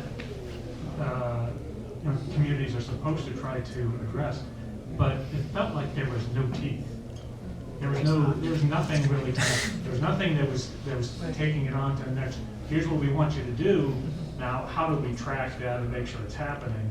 And that seemed to be lost in the process. I know we're trying to emphasize local control, but there's no teeth to the stuff that we do try to provide as a guideline. I think that's a great observation. It's something that we've made over the past couple months. So there was a zoning bill I was working on this year, and it got a little bit of pushback from the city of Keene. So I called the planning, somebody in the planning department down there, and they weren't even aware of an existing law that had passed several years ago. And they had never updated their zoning to comply with that and what the legislature had said. And so one of the kind of conversations that we've been having over the past couple of months is kind of to your point, to Nick's point, was, we celebrate signing the bill, but then there's no educational implementation. So as it happens, I was complaining about this bill to the folks over at CDFA a couple weeks later, and they said, you know, that's something that we know is really important. So we're actually working with the Southwest Regional Planning Commission and probably some others, probably you, on creating some model ordinances and creating some things like that. Because even though in the planning community they typically frown on model ordinances because they like the ordinances to be tailored to the individual communities, one of the things that we've learned is that if we don't create those and don't like help start that educational process, you know, unless a project of that particular type comes before your planning board, you're probably not going to think about it, right? I mean, there's a lot of like specialty little projects that, specialty uses that just don't come up. You're not necessarily going to think about ADUs or whatever, cluster developments, unless someone proposes that. At which point the conversation is a little late because you haven't thought about it, so you don't have an ordinance in place, so you don't know what you want. So we're starting from the wrong end of it. Hi, I had a question following up on the affordability piece, and so I heard you say, and that's my understanding too, that state incentives and federal monies are critical. My question is like very specifically, what can local communities do? So I could imagine intentionally recruiting nonprofit housing developers or a developer that does the low-income tax credit projects. Like that's one idea, but I'd love to hear any of your ideas on what we can do locally. We'll obviously advocate statewide and federally to have more housing that's built in that below market rate.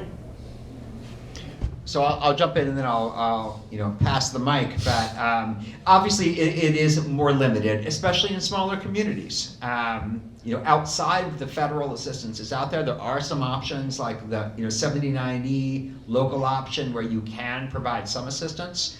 For some larger communities, they've created their own affordable housing trust funds. So that has really been a really good tool. You don't know, and some did take advantage of ARPA funding and decided we're going to take a chunk of this, one-time money and make an investment. And then they're also getting contributions continually towards that. So that is something that communities at least can do to help offset the cost. And then there's usually a trade-off on what you decide to invest in. If anybody else has other thoughts.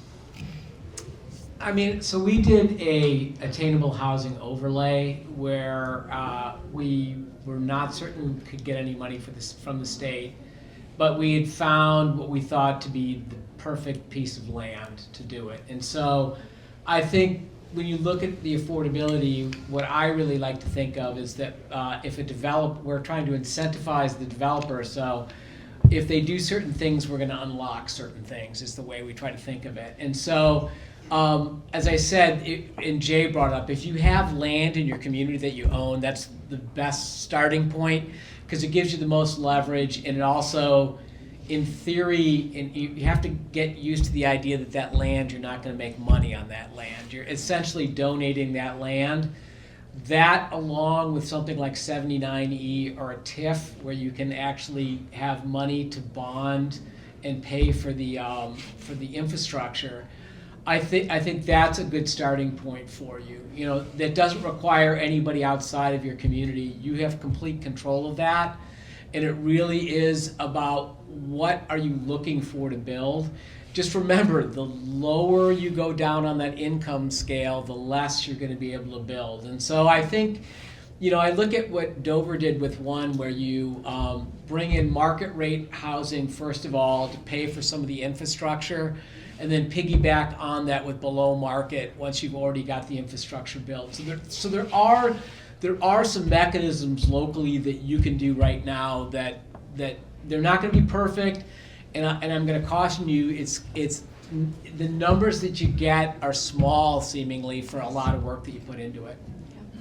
Yeah, the only thing, so I love your suggestion about finding ways to recruit and attract like nonprofit developers who are using the low-income housing tax credit program.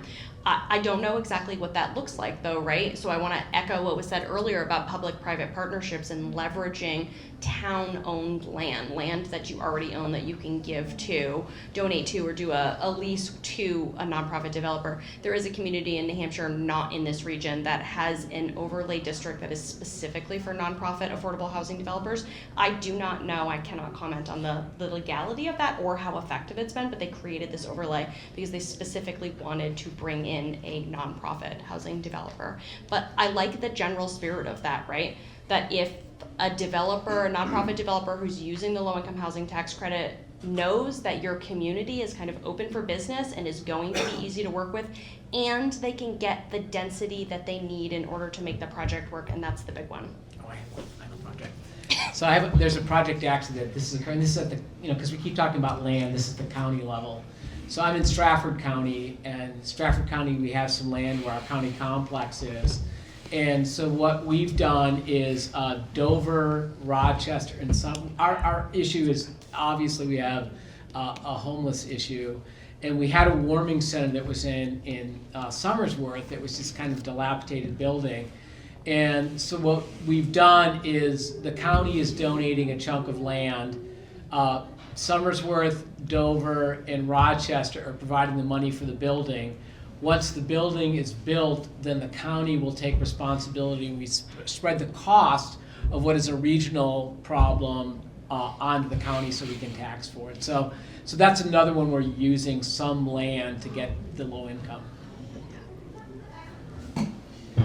I have a question / comment about the state leadership and how we might be positioned in a way to help support state leadership take ownership of this. I hear it, the infrastructure of towns is super important, and I'm also from Merrimack.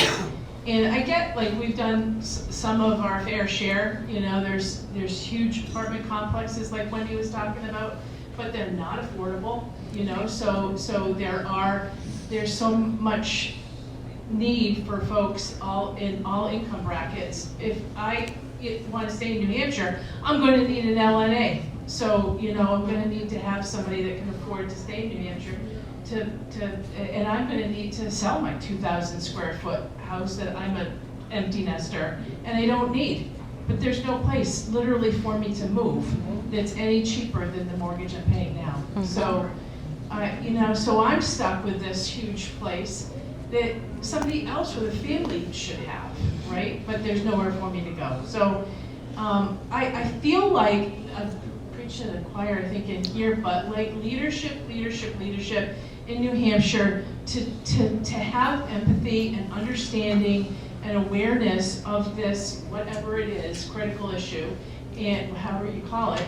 And thank you, legislators, for being here tonight and supporting this. And I hope that part of this program, as you move forward in other areas in the state, I don't know. I mean, I'm not saying like calling out like legislators, but giving me information about how my politicians, the people that are elected from Merrimack, how they vote on these issues, and how we find people in this room to run for state rep in their local communities, except Amherst, you're all covered. But Bedford, Merrimack, we need help. We need people to represent us and represent every person in our community that needs affordable and deserves affordable health care. So I don't know if there's ways we can get like that information, like a cheat sheet. No, I'm just kidding. Like I can look it up, but how people vote and how to support the people that need to be supported in Concord, and how to get people to go to Concord. Yeah. So I'm the bad guy who publishes a scorecard. And one of the things, we break it down by bill number and tell you what the bill number is. And so like last year we had two different housing ones. The thing you have to keep in mind is there are basically 3 ways that things get voted on in the House and 2 ways in the Senate. So in the House, they either do a voice vote so everyone agrees. Those are often on items that they've already agreed on in the committee. They might do a division vote where they push the button but their name isn't recorded, or they do a roll call. So your scorecard is only as good as the number of roll calls and the things you care about. In the Senate, it's a little bit different. They often only do, well, they only do voice votes and they only do roll calls. They don't do many roll calls. So it's a little challenging, but you know, if you're following particular legislation, you can look that up and see what they agreed to. And that is challenging. I don't think you guys do a scorecard, right? Not right now. Not right now, okay. But I don't know of any organizations other than mine that do housing as one of the items. You know, and that means obviously I have to pick on different policy areas, and people might disagree. I try to be fair. I've only done this for 1 year, so. But I do try to be fair on it. And so that's kind of your option for seeing how people vote. The other thing I think that's important to pay attention to is you often see legislators publish opinion articles in newspapers, online publications, etc. It's not, like last year wasn't infrequent for them to publish on housing issues. And just read those, see what the position is that's taken and who signed on to it. So you have some good sense of where they are and stuff. Yeah. One shameless plug for Housing Action New Hampshire. We do a weekly newsletter during the legislative session where calendar comes out on Thursday night, Friday morning. We're reading through everything, writing it up, and so that by Friday afternoon, we have a write-up of every housing-related bill that is being voted on or having a committee hearing the next week. Sort of what does it do and like why does it matter?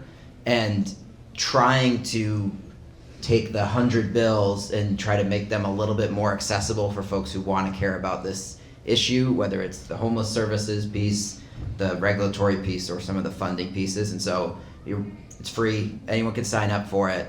And we do that weekly. And then we are thinking about how do we better also publish. We don't make endorsements at Housing Action New Hampshire because of our legal status, but we can do a better job, and I think we're being asked to do a better job too of publishing some of this stuff. So it's heard.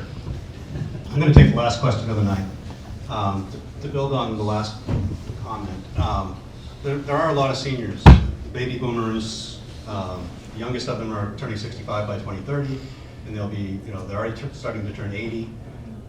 They own about 40+% of the owner-occupied homes in New Hampshire. They own close to 50% of they occupy close to 50% of all housing. Is there a lot of them are aging in place because they have no other place to go and voluntarily, stuck in their homes. Is there any thought about targeting senior housing, 55 and older, 62 and older, continuing care facilities, things like that, to help? It might be, a little more politically palatable to have a senior housing facility in some communities. I know it's probably not. Yeah. But is there any thought about targeting that? So let me get in trouble first. Go on. So I serve on Concord's Public Safety Board, and one of the things I made our fire chief do was a mutual aid analysis, and also analysis of where we have the most calls. So it turns out with senior housing, it's cheaper in the sense that you don't have to worry about children or things that might cost money, but you do have to worry about ambulance calls. It's actually very expensive in terms of ambulance rides to the hospital. So you will not see a decrease in town budgets. Just to be clear, I've already asked that question. And so if you're thinking of targeting it so you're going to save money, you're not going to save money. You're actually going to pay more money because of the ambulance costs. Those are very, very expensive to buy and to maintain. But the other thing that we also, I think, is really important to think about is, and it goes back to my kind of original point, was what, we're thinking about the future and kind of that life cycle. So how do we make housing that's both accessible to the young people starting out and the old people downsizing? As we've already heard today, and is a not uncommon story throughout New Hampshire, is there are a ton of people who are empty nesters, who are older, people who are in their 70s, 80s, even older, who live in 5-bedroom, multi-story, farmhouses who no longer go up the stairs. And that is just an underutilized building. There aren't, there's 1 or 2 people living there. And there's no incentive or ability for them to sell that and downsize and do any of that, because that's not where the market is. So it goes back to that point that I made in my presentation, which is we need to start thinking about that kind of missing middle housing and how we enable that. Because when we enable that and create more community, one of the things we also know from experience in other places is that lowers costs, because you have neighbors closer by, you have family closer by, and those people care for their neighbors by creating that community. So we actually end up lowering costs by increasing that density and increasing that type of community. So overall, we'll see a better result, and we'll also see the ability to move young people in there and other people who are downsizing when the people in that housing need additional care. And I would just quickly add, so in the various legislative efforts we've had, AARP has started to do a lot more advocacy on this issue. They've done a lot on the ADUs, they've done a lot on manufactured housing, because in both instances you often have single floor, smaller, easier to maintain, but still having that independence of being able to stay in place and be in the community or near your family, near your kids. And so I think as we see look to the future about where does advocacy on these kind of issues go, it's that broad coalition that goes from this business community and the chambers of commerce to AARP to just anyone who's out there concerned about their own future. And I think that coalition of voices is what's going to be able to start to make the progress that we need to see and finally address some of these challenges. Any other? I think one of the things we're going to have to learn in the United States to embrace is the multi-generational housing, which we kind of moved away. I mean, when I was a kid and I moved into adulthood, it was like, oh, how can I get out of my parents' house as fast as possible? I'm a loser if I'm not out of there. And I think we really need to kind of change that thinking. And I think the other thing in terms of, we've talked a lot about funding, but funding Choices for Independence, which is a program that, as with Medicare, to allow funding to allow older adults to stay in their homes. And I think that mixed with the multi-generational provides an opportunity, because the minute you have to go, when you get really old and you have to go into the assisted living, it's like $12,000 a month to pay for that, and most cannot. And then you fall onto the county as you spent down all your money. And so I think coming up with a mechanism that is helping the younger generation to have housing, but also helping the older generation, namely your own family, is a good solution to this. Yeah, I would just add, maybe not popular, maybe I don't like age-restricted housing. I think it's really cool when multiple generations live near each other. I personally live in a townhouse that is a perfect starter home, and it's a perfect home to downsize in. So my neighbors are all ages, we help each other, we know each other, we like each other. I like the social aspect of it, I like the community aspect of it. Like, I wanna see more of that.